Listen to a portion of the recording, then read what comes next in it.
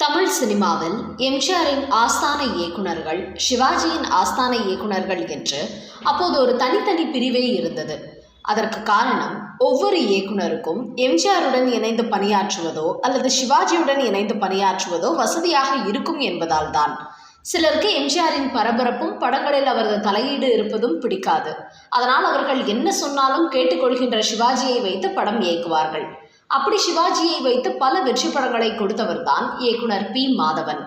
சிவாஜி கணேசனை வைத்து ஞானகுடி, ராஜபாட் ரங்கதுரை, தங்கப்பதக்கம், பட்டிக்காடா பட்டணமா, வியட்நாம் வீடு என பல வெற்றி படங்களை மாதவன் கொடுத்திருக்கிறார். ஆனால் புரட்சி தலைவர் எம்ஜிஆரை வைத்து இவர் தெய்வத்தாய் என்கிற ஒரே ஒரு படத்தை மட்டும் இயக்கியுள்ளார். அந்த படம் மிகப்பெரிய வெற்றி பெற்றாலும் அதன் பிறகு எம்ஜிஆரும் பி. மாதவனும் இன்னொரு படத்தில் இணைந்து பணியாற்றவே இல்லை. அதற்கு தெய்வத்தாய் படத்தில் நடைபெற்ற ஒரு முக்கியமான சம்பவம் காரணமாக அமைந்துவிட்டது. இயக்குனர் பி. மாதவனை பொறுத்தவரை ஒரு கருத்தை எடுத்துக்கொண்டால் ஒரு கூட்டத்தையே தன் வசமாக்கக்கூடிய அளவுக்கு பேசும் திறமை கொண்டவர். அம்மாவின் ஆசையோடு சினிமாவிற்குள் நுழைந்த கலைஞர். இவர் முதலில் சினிமாவில் நாயகனாக நடிக்க வேண்டும் என்கிற ஆசையில்தான் சென்னைக்கு வந்தார். அதன் பிறகு அவருக்கு இயக்குனர் T.R. ரகுநாத்திடம் உதவி இயக்குனராக சேரும் வாய்ப்பு கிடைத்தது. அப்படியே இயக்குனர் ஸ்ரீதரிடமும் உதவி இயக்குனராக பணியாற்றி அதன் பிறகு இயக்குனராக மாறினார். அந்த சமயத்தில் மிகப்பெரிய தயாரிப்பாளராக இருந்த கவிஞர் கண்ணதாசனின் அண்ணன் A.L. சீனிவாசன் மாதவனை அழைத்து படம் இயக்கும் வாய்ப்பை கொடுத்தார். 1963 வெளியான மணியோசை என்கிற படத்தை முதலாக இயக்கினார் மாதவன். அந்த படம் பாராட்டுகளை பெற்றாலும் வசூல் ரீதியாக பெரிய வெற்றியை பெறவில்லை. அடுத்து சிவாஜி கணேசனுக்கு ஒரு படத்தை இயக்க வேண்டிய வாய்ப்பு வந்தபோது சிவாஜி கொஞ்சம் தயங்கினார். அதை புரிந்து கொண்ட மாதவன் கடுமையான உழைப்பை கொடுத்து ஒரு சிறப்பான கதையை உருவாக்கி சிவாஜியை திருப்திப்படுத்தி அந்த படத்தை இயக்கினார். அந்த படம்தான் அன்னை இல்லம். அவரது 2வது படமாக வெளியான இந்த படம் மிகப்பெரிய வெற்றியை பெற்றது.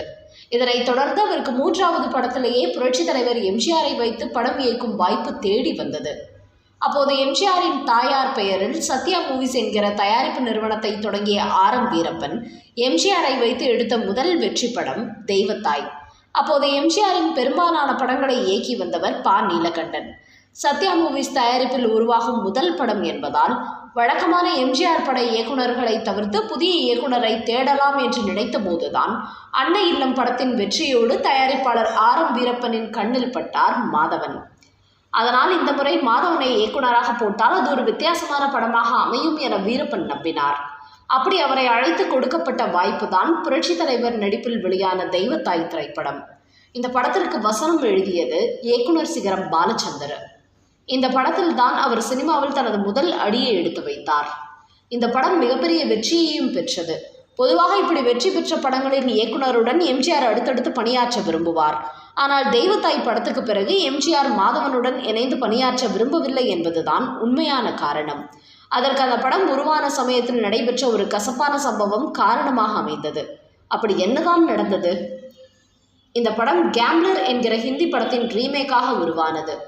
1963 டிசம்பர் 12ஆம் தேதி AVM நிறுவனத்தில் இந்த படத்தின் படப்பிடிப்பு துவங்கியது. கதாநாயகியாக சரோஜா தேவி ஒப்பந்தமானார். ஆரம்பத்தில் எல்லாமே நல்லபடியாக நடந்தன. ஆனால் எல்லாமே சரோஜா தேவி சிவாஜி கணேசன் நடித்த புதிய பறவை என்கிற படத்தில் நடிக்கும் வரைதான். அந்த படத்தில் ஒப்பந்தமானவுடன் பலமுறை கால்ஷீட் குளறுபடி செய்தார் சரோஜா தேவி. தனது அன்னை பெயரிலேயே ஒரு தயாரிப்பு நிறுவனத்தை துவங்கி முதலாக படம் எடுக்கும்போது சரோஜா தேவி இப்படி செய்ததும் எம்ஜிஆருக்கு கோபம் வந்துவிட்டது. இருந்தாலும் புதிய பறவை படப்பிடிப்பை முடித்துவிட்டு தான் தெய்வத்தாய் படப்பிடிப்புக்கு திரும்பினார் சரோஜா தேவி. ஆனாலும் எம்ஜிஆரின் கோபம் குறையவில்லை. உடனே அவர் இயக்குனர் மாதவனிடம் சொல்லி, எனக்கும் சரோஜா தேவிக்கும் தனித்தனியாக க்ளோஸ்அப் ஷாட்டுகளை எடுத்துக்கொள்ளுங்கள், எனக்கு அந்த பெண்ணுடன் இணைந்து நடிக்க விருப்பமில்லை என்றார். கடைசி வரை பட்டும் படாமலும் இப்படிதான் இந்த படத்தின் படப்பிடிப்பு நடைபெற்றது. ஆனாலும் அந்த படம் வளர வளர எம்ஜிஆருக்கு அப்படத்தின் மீது மிகுந்த நம்பிக்கை பிறந்தது.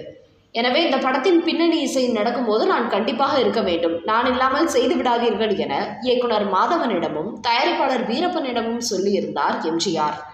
படம் முடிந்து சில நாட்கள் அப்படி பின்னணி இசை கோர்க்கும் போது அதில் கலந்து கொண்டு தனது ஐடியாக்களை சொன்னார் எம்ஜிஆர்.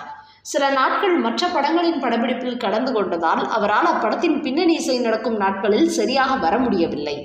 எனவே பின்னணி இசை வேலைகள் சரியாக நடக்கவில்லை.